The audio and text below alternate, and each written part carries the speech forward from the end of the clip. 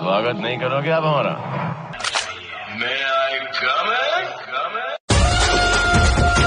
आज उसका बर्थडे है जो मेरे सबसे ज्यादा करीब है, और ऐ खुदा मुझे चाहे किसी भी गम में रखना, मगर उसके हिस्से में खुशी लिख देना।